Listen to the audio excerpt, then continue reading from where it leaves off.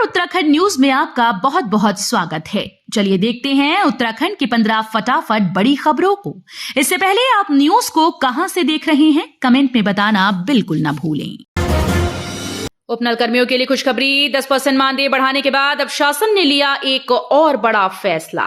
शासन ने उपनल कर्मचारियों का 10% मानदेय बढ़ाने के बाद अब हटाए गए उपनल कर्मचारियों को 1 महीने के भीतर फिर से रखे जाने के निर्देश दिए हैं। सचिव दीपेंद्र कुमार चौधरी की ओर से जारी निर्देश में कहा गया कि यदि उपनल कर्मचारी कदाचार, अनुशासनहीनता, अयोग्यता के दोषी नहीं है तो उन्हें फिर से रखा जाए। प्रदेश में 25,000 उपनल कर्मचारी हैं। बीआरसी और सीआरसी पर राज्य के स्थायी निवासियों को नियुक्ति, पिछड़ा वर्ग को मिलेगा आरक्षण का लाभ। केंद्र सरकार के मानकों के अनुसार इन पदों को संविदा के माध्यम से भरा जाएगा, जिसमें अनुसूचित जाति, अनुसूचित जनजाति और पिछड़ा वर्ग को आरक्षण का लाभ दिया जाएगा। कांग्रेस विधायक ममता राकेश के सवाल के जवाब में शिक्षा मंत्री ने सदन में ये जानकारी दी। पर्वतीय जिलों में स्थायी शिक्षकों के 10,000 से अधिक पद खाली, शिक्षक नहीं चढ़ रहे पहाड़। प्रदेश के पर्वतीय जिलों में स्थायी शिक्षकों के 10,946 पद खाली हैं। इसमें 6,632 पद माध्यमिक और 4,314 बेसिक शिक्षा के हैं। पारदर्शी तबादलों के लिए तबादला एक्ट बनने के बाद भी शिक्षकों के पहाड़ न चढ़ने और राज्य लोक सेवा और अधीनस्थ सेवा चयन आयोग से भर्ती में देरी, इसकी वजह बताई जा रही है। आयुष्मान योजना में कैंसर रोगियों के लिए 1.66 करोड़ रुपए खर्च, मिल रहा मुफ्त इलाज। प्रधानमंत्री जन आरोग्य योजना और उत्तराखंड राज्य आयुष्मान योजना में कैंसर रोगियों को मुफ्त इलाज की सुविधा मिल रही है। अब तक प्रदेश में 62,886 बार कैंसर रोगियों को मुफ्त इलाज मिला। इस पर सरकार ने 1.66 करोड़ की राशि खर्च की। उत्तराखंड राजभवन में सजा फूलों का संसार, 3 दिवसीय आयोजन में होंगी 15 मुख्य प्रतियोगिताएं। राजभवन में शुक्रवार से 3 दिवसीय वसंतोत्सव का आगाज हो गया है। राज्यपाल लेफ्टिनेंट जनरल गुरमीत सिंह ने वसंतोत्सव का शुभारंभ किया। बृहस्पतिवार को इसके प्रचार प्रसार के लिए विशेष वाहनों को रवाना किया था। राज्यपाल लेफ्टिनेंट जनरल गुरमीत सिंह ने कहा कि इस साल विशेष पोस्टल कवर के लिए थुनेर का चयन किया गया है। अब पिथौरागढ़ से उड़ेगा 42 सीटर विमान, दूरस्थ क्षेत्रों में सुदृढ़ हो रही हवाई सेवाएं।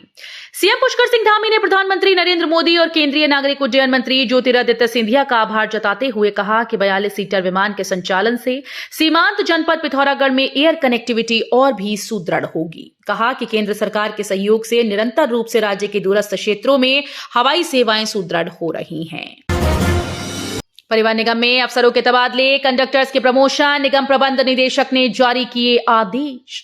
उत्तराखंड परिवहन निगम में बृहस्पतिवार को अफसरों के तबादले हुए तो 11 कंडक्टर्स का प्रमोशन बुकिंग लिपिंग के पद पर किया गया। प्रबंध निदेशक डॉक्टर आनंद श्रीवास्तव ने इस संबंध में आदेश जारी कर दिए हैं। प्रदेश में 439 किलोमीटर की 13 सड़कों की प्रशासनिक मंजूरी, 259 करोड़ किए जाएंगे खर्च। केंद्रीय स्वीकृति के बाद शासन ने प्रदेश में 439 किलोमीटर की 13 प्रमुख सड़कों के सुधारीकरण का काम शुरू करने के लिए प्रशासनिक मंजूरी दी। इन सभी सड़कों पर केंद्रीय सड़क अवस्थापना निधि के तहत 259 करोड़ रुपए खर्च होंगे। प्रदेश को मिले 35 सहायक समाज कल्याण अधिकारी और 3 छात्रावास अधीक्षक, सीएम ने दिए नियुक्ति पत्र। उत्तराखंड को 35 सहायक समाज कल्याण अधिकारी और 3 छात्रावास अधीक्षक मिल गए हैं। सीएम पुष्कर सिंह धामी ने शुक्रवार को अधीनस्थ सेवा चयन आयोग की ओर से चयनित सभी अधिकारियों को नियुक्ति पत्र दिए। सीएम ने सभी को शुभकामनाएं देते हुए कहा कि राज्य सरकार द्वारा निरंतर सरकारी रिक्त पड़े पदों पर भर्तियां करवाई जा रही हैं। उत्तराखंड को मिले केंद्रीय करों में हिस्सेदारी के 1558 करोड़ रुपए, सीएम धामी ने जताया पीएम का आभार। केंद्र सरकार ने उत्तराखंड को एक बार फिर से बड़ी वित्तीय सहायता दी है। 15वें वित्त आयोग की संस्तुतियों के अनुसार केंद्रीय करों में राज्य के हिस्सेदारी के रूप में 1558.44 करोड़ की राशि दी। मुख्यमंत्री पुष्कर सिंह धामी ने कहा कि इस धनराशि से विकास कार्यों को तेजी से पूरा किया जाएगा। उत्तराखंड सरकार ने मंत्री और विधायकों के वेतन में की 30% की कटौती, विधायक निधि से काटे 1 करोड़। देश में कोरोना वायरस के संकट के बीच सरकारें अपने खर्चों में कटौती कर रही हैं। केंद्र सरकार पहले ही सांसदों के वेतन में कटौती कर चुकी है। इसके अलावा कई अन्य राज्य सरकारें भी कोरोना संकट के मद्देनजर वेतन कटौती का ऐलान कर रही हैं। इस बीच उत्तराखंड कैबिनेट ने भी आज वेतन कटौती के आदेश पर मोहर लगा दी। उत्तराखंड के रेलवे स्टेशन से उर्दू गायब, अब संस्कृत में लिखे जाएंगे नाम।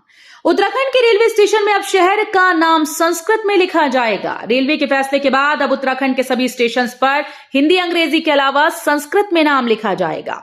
रेलवे ने अपने इसका आधार रेलवे मैनुअल को दिया है। रेल मैनुअल का कहना है कि रेलवे स्टेशन का नाम हिंदी, अंग्रेजी और राज्य की दूसरी राजकीय भाषा में लिखा जाना चाहिए।